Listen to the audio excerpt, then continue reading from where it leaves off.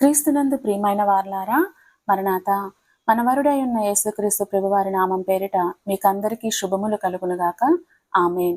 పరిశుద్ధులు ఎం దేవదాసాయి గారిచే రచింపబడినటువంటి పరమగీతార్థము అనే పుస్తకం యొక్క ఆడియో కంటిన్యూషన్. నా ప్రియుడు ఇర్రివలే ఉన్నాడు, లేడి పిల్లవలే ఉన్నాడు, అదిగో మన గోడకు వెలిగా నతడు నిలుచుచున్నాడు, కిటికీ గుండా చూచుచున్నాడు, కిటికీ కంత గుండా తొంగి చూచుచున్నాడు. పరమగీతం 2వ అధ్యాయము 9వ వచనం.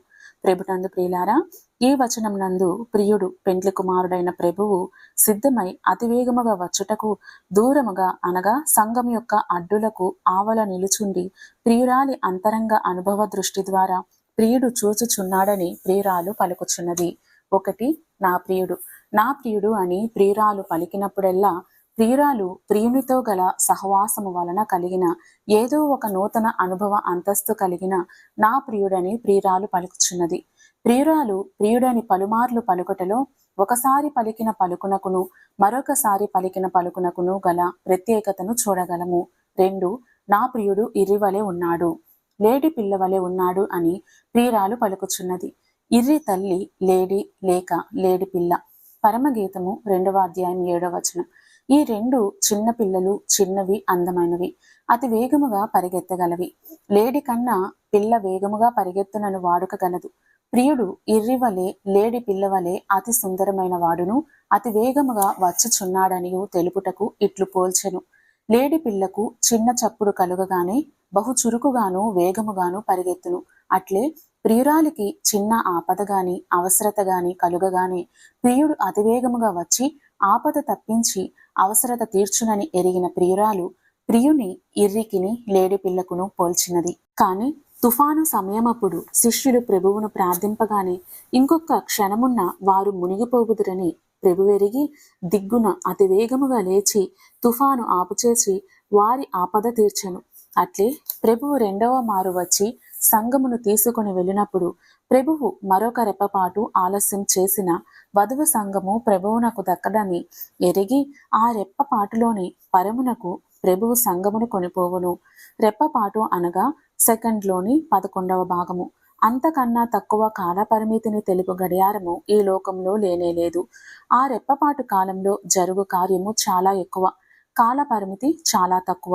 1 తెస్సలోని 4:16-17, 2 కొరింథీ 15:52ను బట్టి చూడగా ప్రభువు యొక్క రాకడ ఎంత వేగము మనకు అర్థమగుచున్నది.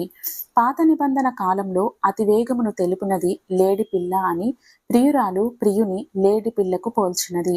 3, అదిగో అనగా ఈ పరమగీత గ్రంథము పాత నిబంధనలోనిది కాన ప్రభువు యొక్క రాక చాలా దూరముగా ఉన్నదని తెలుపుటకు అదిగో అని పలికెను. 4, మన గోడ అనగా 1 ఎఫెసీ 2:14ను బట్టి చూడగా యూదులకును అన్యజనులకును మధ్యనున్న గోడ ధర్మశాస్త్రమై ఉన్నది. యూదులకు మేము దేవుడు ఏర్పరచుకున్న జనమై ఉన్నామనియు మా జనములో ఇతరులు చేర వీరు లేదనియు, ఎందుకంటే రోమా 9:4-5ను బట్టి చూచిన ధర్మశాస్త్రము, నిబంధనలు, అర్చనాచారములు, వాగ్దానము మాకున్నవి కాని ఇవి అన్యులకు లేవు. పితరులు మా వారు శరీరమును బట్టి క్రీస్తు యూదులైన మాలో జన్మించెను. అన్యులైతే సున్నతి లేని వారు, ఇశ్రాయేలీయులతో సహపౌరులు కారు, పరదేశులు, వాగ్దాన నిబంధనలు లేని పరజనులు, దేవుడు లేనివారు, నిరీక్షణ లేనివారు, క్రీస్తుకు దూరస్తులై ఉండిరి. కనుక యూదులకును అన్యులకును గల ఈ భేదమే ఈ మధ్య గోడ. ప్రభువు వచ్చి ఈ మధ్య గోడను పగలగొట్టి ఉభయులను ఏకం చేసెను. ఎఫెసు 2:14. దేవుడు అన్యులకును యూదులకును సమాన వరమిచ్చెను. అపోస్తల కార్యములు 13:17. ఇది వరకు యూదుల మతము అన్యుల మతము వేరు వేరు పేరులతో ఉన్నది. కానీ క్రైస్తవ మతం వచ్చిన తరువాత ఆ భేదము ఆగిపోయిను.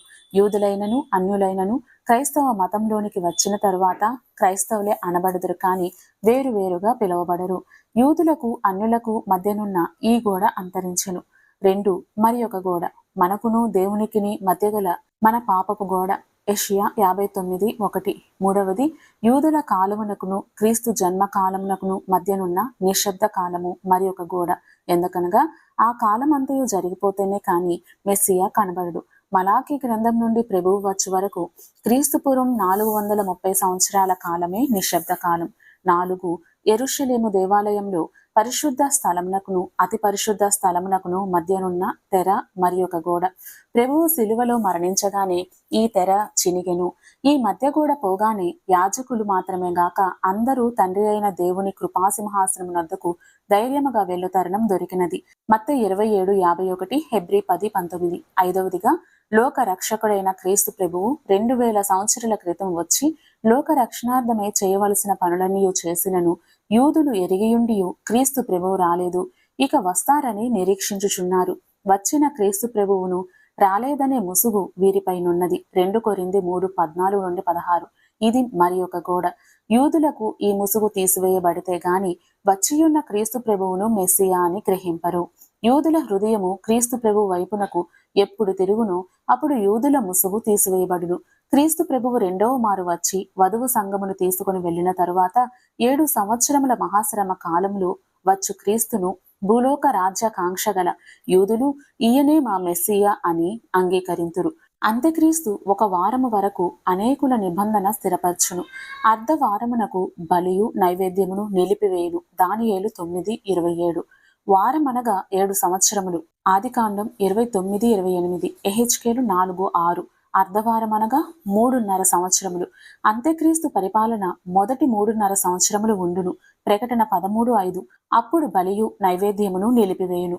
క్రీస్తు ప్రభువైతే ప్రజల కొరకు బలియు నైవేద్యమును నిలిపివేసెను. హెబ్రీ 7:28, 9, 12. అంత్యక్రీస్తు తాను బలి కాకుండా నిలిపివేసినందునను అతని చర్యలు దైవత్వమునకు వ్యతిరేకముగా ఉన్నందునను అతనిని విసర్జించి క్రీస్తు ప్రభువును అంగీకరించినందున వారిపైనున్న ముసుగు పోయినది. 2 కొరింథీ 3:16. అప్పుడు వారు క్రీస్తు కొరకు అంత్యక్రీస్తు వలన హతసాక్షులై 144,000 మంది రక్షింపబడిరి. ప్రకటన 7వ అధ్యాయము. 5. వెలుపట వెలిగా నతడు నిలుచుచున్నాడు.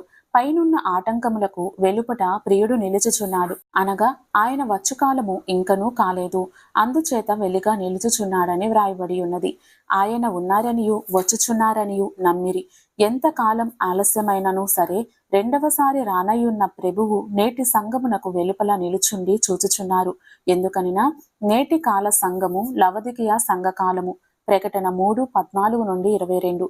1901వ సంవత్సరం నుండి రాకడ వరకు నేటి సంఘకాలంలో అన్ని మిషనుల వారు, అన్ని గ్రూపుల వారు ఒకరి తర్వాత మరి ఒకరు ఈ సంఘంలో ఉన్నారు.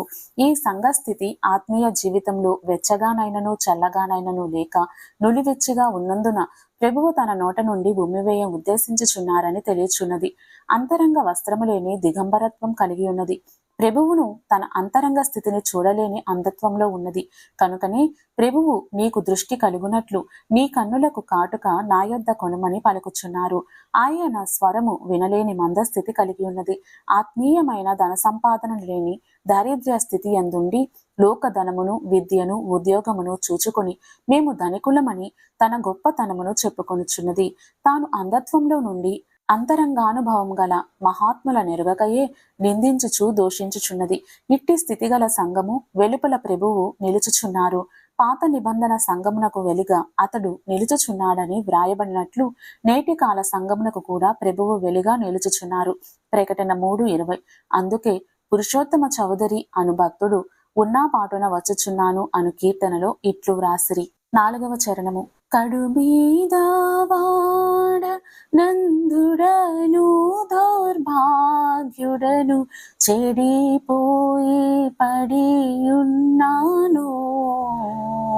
సుడివడిన నా మదికి స్వస్థత, చెడిన కనులకు దృష్టి భాగ్యము, బడయవలసినవన్నీ నీవే, బడయుటకు నా ఎడ ఇదే యున్నా పాటున వచ్చు చున్నాను నీ పాద సన్నిధి కో రక్షక.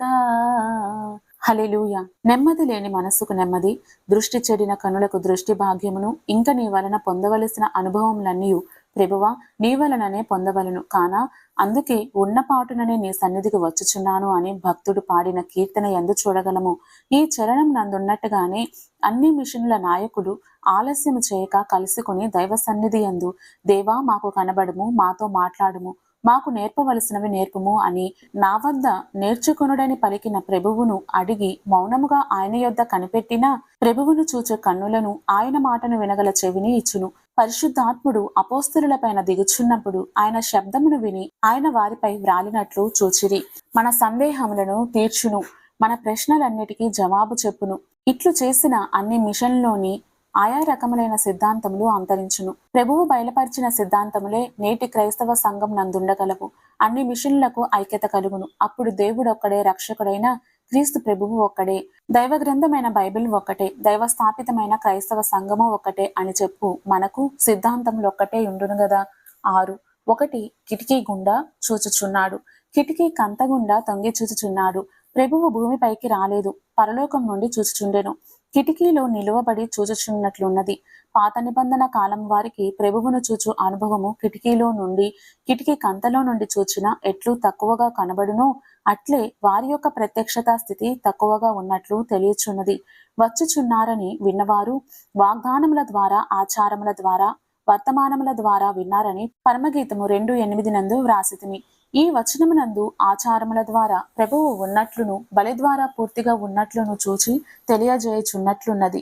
కిటికీ గుండా, కిటికీ కంత గుండా చూచుచున్నట్లుగా ఉన్నది. అనగా పాత నిబంధన కాలంలోని కొందరికి దైవ ప్రత్యక్షత కొద్దిగా ఉన్నట్లు తెలియచున్నది. కొందరు చూడలేని స్థితి గల వారు ఉన్నారు, కానీ ఆయన ఉన్నట్లు నమ్ముచున్నారు. ఇది ప్రత్యక్షత కాదు గాని నమ్ముట కొందరికి బహిరంగంగా కనబడుచున్నట్లున్నది. అట్టి వారులో మోషే ఒకరు. మరి కొందరికి ప్రభువు జన్మం నుండి రెండవ రాకడ వరకు జరగబోయే చరిత్రను వారి దర్శనములలో చూచిరి. అట్టి వారిలో యెషయా ఒకరు. 2 సువార్తల కాలంలో, పాత నిబంధన కాలంలోని భక్తులకు ప్రత్యక్షమైన ప్రభువే యేసుక్రీస్తుని పేరున శరీరధారిగా లోకంలో ప్రత్యక్షమాయను. ప్రవక్తల ద్వారా పలికిన లేఖనములు నెరవేరును. లూకా 4:17-20. ఈ ప్రభువు లోకంలోని అన్ని రకములైన ప్రజలకు కనబడి మాట్లాడెను. ఆయన శిలువ మరణం పొంది పునరుత్థానుడైన తరువాత కొందరు స్త్రీలకు, అపోస్తలులకు కనబడి మాట్లాడెను. 500కు పైగా సహోదరులకును ఒక్కమారే కనబడిను. ప్రభువు ఆరోహణ సమయమందు అపోస్తలతో కనబడి మాట్లాడుచు, దీవించుచు ఆరోహణమాయెను. 3 మన కాలము అనగా క్రైస్తవ సంఘ ప్రారంభ కాలం నుండి ప్రభువు రెండవ రాకడ వరకు అపోస్తలుడైన పౌలు, అననీయ మొదలైన అనేకులకు కనబడి మాట్లాడెను. అపోస్తల కార్యములు 9:27. అపోస్తల కార్యములలోను, పత్రికలలోను, ప్రకటనలోను అనేకులతో మాట్లాడినట్లు చూచుచున్నాం కదా. మరియు సంఘకాలంలోని ఎందరో భక్తులతో ప్రభువు కనబడి మాట్లాడుచున్నారని ఎరుగుదురు. నేను ఎందుకు దాగియున్నాను? నేను ఒక్కొక్కరికి ఒక్కొక్క రీతిగా ప్రత్యక్షమగుచున్నానని సాధు సుందర్ సింగ్ గారితో ప్రభువు చెప్పెను. ఆదాము నుండి మలాకి వరకున్న భక్తుల ప్రత్యక్షత క్రమక్రమముగా ఎక్కువైనది కనుక చివరకు ప్రభువు శరీరధారిగా వచ్చి అందరికీ కనబడి మాట్లాడును. ప్రభువు పునరుత్థానము నుండి ఆరోహణము వరకు చూచిన అపోస్తులకు దైవ ప్రత్యక్షత ఎక్కువైనందున ప్రభువు యొక్క ఆరోహణమును కన్నులారా చూచి ఆయన మాటలు విని మహానందంతో తిరిగి వచ్చిరి. అప్పటి నుండి ప్రకటన గ్రంథం వ్రాయి వరకు దైవ ప్రత్యక్షత ఎక్కువగుచున్నది. ప్రకటన గ్రంథమును వ్రాయుటకు ప్రత్యక్షమైన మహిమగల ప్రభువును యోహాను చూచెను. మన కాలము ప్రభుని రెండవ రాకడ కాలము. ప్రభువును మధ్యాకాశంలో కలుసుకొని మహిమ లోకమునకు వెళ్ళవలసిన కాలంలోనున్న మనమెంత ప్రత్యక్షతను సంపాదించుకొనవలను? ప్రియ శ్రోతలారా, ప్రభువు రాకడలో వెళ్ళవలనను నీవు ప్రభువును చూచి ఉన్నావా? ఆయన దినదినము నీతో మాట్లాడుచు నిన్ను సిద్ధపరచుచున్నారా? ఇట్లు సిద్ధపడు దీవెన నీకు కలుగునుగాక. ఆమేన్. మరణాత.